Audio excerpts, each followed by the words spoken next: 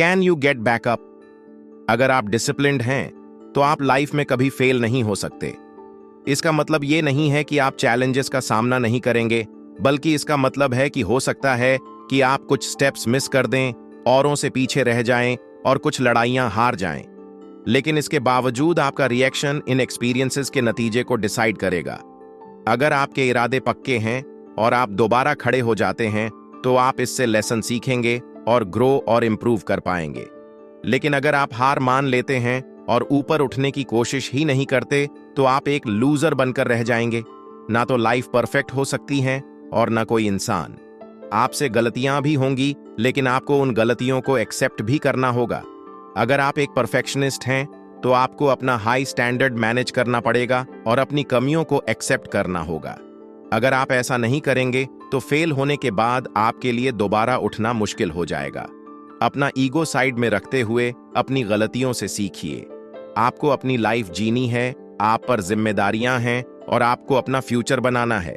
आप यहां एक या अनेक गलतियों से हार मानने के लिए नहीं आए हैं। आप यहां आए हैं क्योंकि आपका एक मिशन है और आपको अपनी फीलिंग्स को अनदेखा करते हुए हर हाल में लड़ना है। प्रोफेशनल लोग कभी हार नहीं मानते। वो अपने काम में लगे रहते हैं क्योंकि वो जो कर रहे हैं वो करना उन्हें पसंद है। जब आप किसी चीज को लेकर पैशनेट होते हैं तो फेल होने के बावजूद आप उस चीज को बीच में अधूरा नहीं छोड़ते हैं। आपकी कॉलिंग या मन की आवाज ही वो चीज है जिससे आपको खुशी मिल सकती है। तो क्या सिर्फ एक बार फेल होने की वजह से आप अपनी खुशी को गंवा देंगे? 1959 में professional boxer Floyd Patterson boxing के मैच में इंगेमार जोहानसन से हार गए थे। उन्होंने जीतने के लिए कड़ी मेहनत से ट्रेनिंग की थी, लेकिन फिर भी कुछ तो था जिसकी कमी रह गई थी। कुछ लोग कह रहे थे कि उनमें कमिटमेंट की कमी थी, जबकि कुछ लोगों का मानना था कि उनमें जीत की भूख ही नहीं रह गई थी।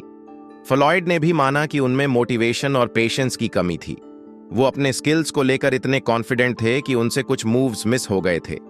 रिंग के अंदर ये साफ हो गया था कि फ्लॉयड इस जीत के काबिल नहीं थे। उनका घमंड 7वें आसमान पर था और उनकी फाइटिंग स्पिरिट कमजोर थी। वो अपने ओपोनेंट से डरते नहीं थे, लेकिन हाँ, फ्लॉयड ने इंगेमार को खुद से कम समझने की भूल की थी और वही उनके हारने की वजह बनी।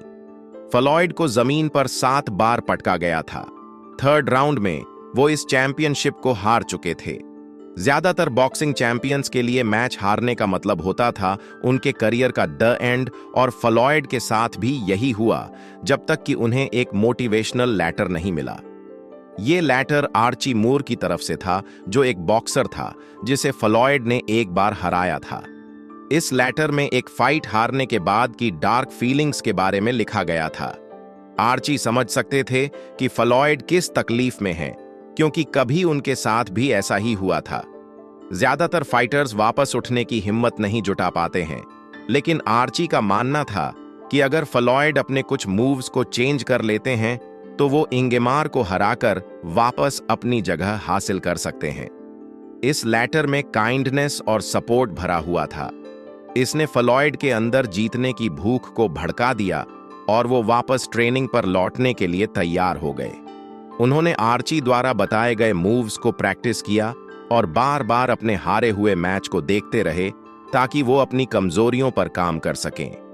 अपने बेल्ट को 1 साल के लिए खो देने के बाद फ्लॉयड ने मेहनत और कमिटमेंट से उसे वापस जीत लिया।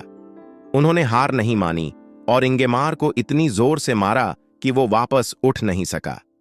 ये पहली बार था जब एक हैवी वेट ने बॉक्सिंग में अपना बेल्ट वापस जीता था। अगर आप फ्लॉयड की जगह होते तो क्या करते?